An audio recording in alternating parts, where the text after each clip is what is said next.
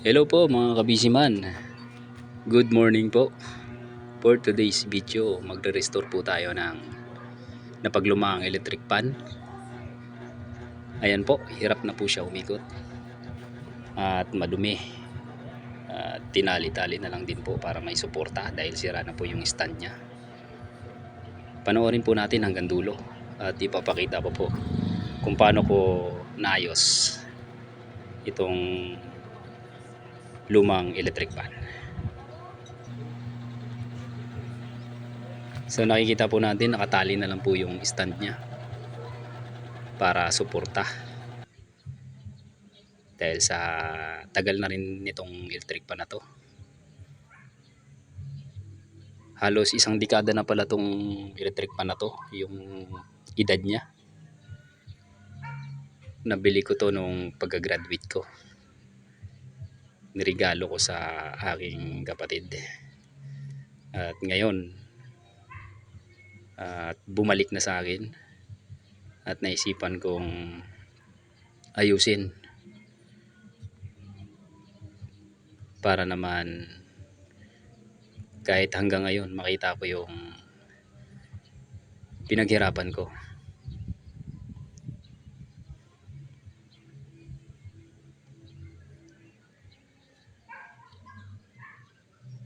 So panoorin po natin mga kabisiman hanggang dulo. At makikita nyo po kung paano ko diskartihan para magmukhang bago ulit yung lumang electric pan natin. Bilib na bilib po ako dito sa electric pan na to dahil sa halos isang dekadang ginagamit namin. Di minsan hindi pa namin pinapaayos to. Yung motor nito hindi pa namin napagalaw sa mekaniko. Ang brand pala nitong electric pan na to ay Standard. Standard, baka naman. Pero sa totoo lang napakatibay talaga. Subok namin yung Standard na to. Standard brand na electric pan. Kita mo naman, makikita nyo sa video hanggang ngayon gumagana pa rin yung Standard. Halos isang dekada na. At masasabi ko na matibay talaga yung motor ng Standard.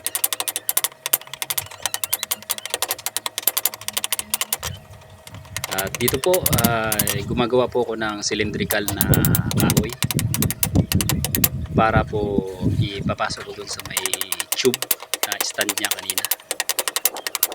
Dito ko po ipapakapit yung brace mamaya para kapit na kapit siya at mas matibay yung stand niya dahil sa kalumaan na rin siguro ng stand, inalawang at yun bumigay din sa tagalan na.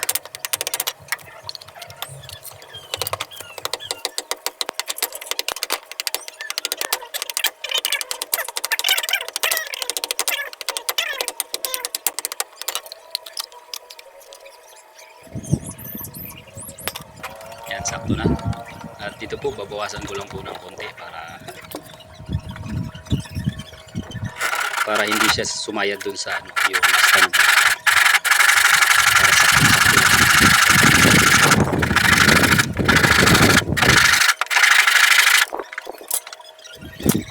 Ito po yung brace na gagamitin natin. Ikakapit natin mamaya.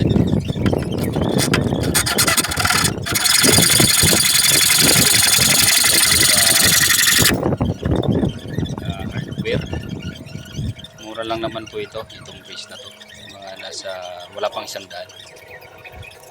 Diniskartehan ko lang masakto yung brace ko sa gagawin nating stand na.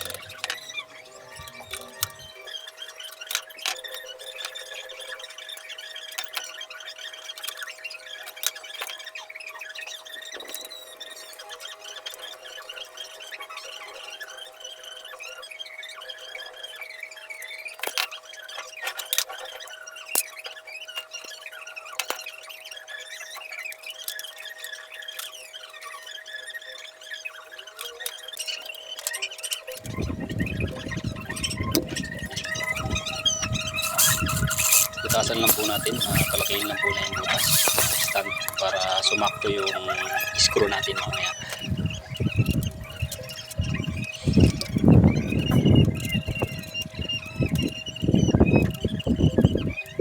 Yan po. Yan po yung discarte ko. Dalawang brace lang yung ginamit ko. Kayang-kaya na niya yung bigat ng motor at hélice, yung electric pan mismo. Lagyan ko lang po dyan konti para hindi lumusot doon sa butas.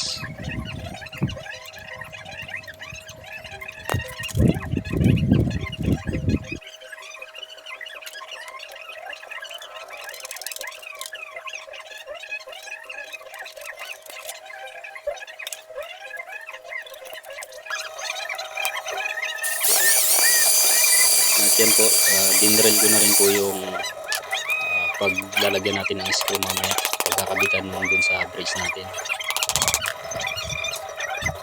Gumamit po ako ng kahoy talaga para kung matibay, hindi hollow yung pagkakabitan natin, para kumapit din sa kahoy. Yun po yung diskarte ko para kapit na kapit yung brace natin.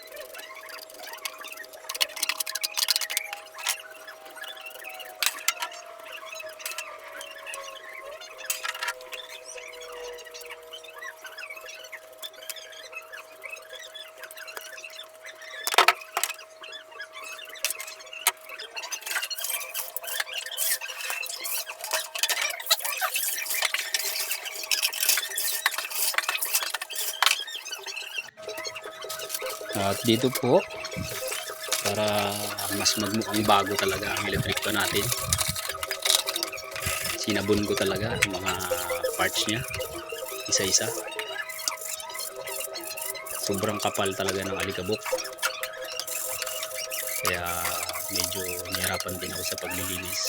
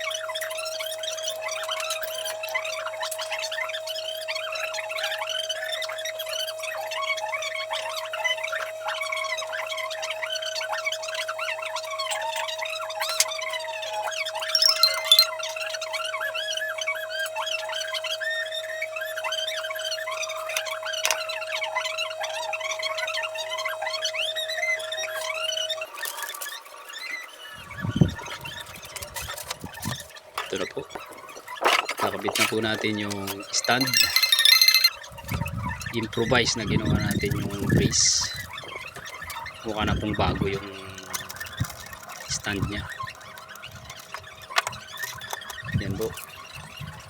Subukan na pong matibay yan.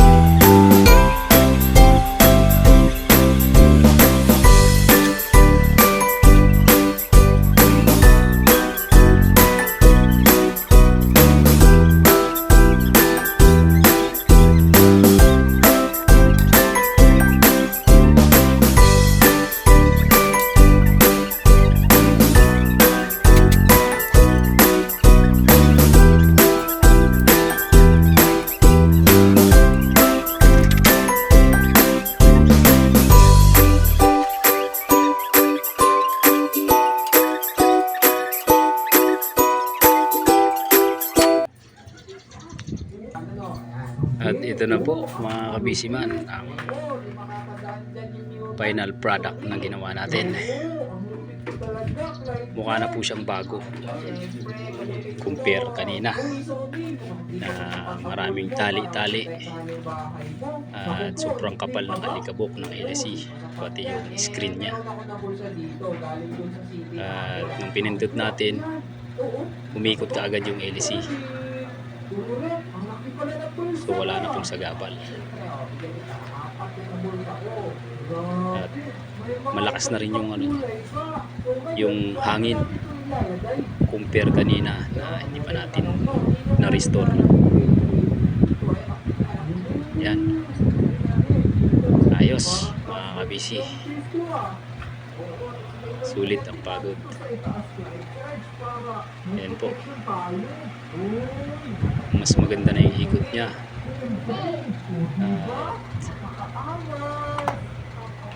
Gumaan yung LC kaya malakas na ang hangin. Yan po. Wala na po yung tali. Kayang-kaya po ng brace na ginawa natin. Yan lang po ang diskarte mga kabisi.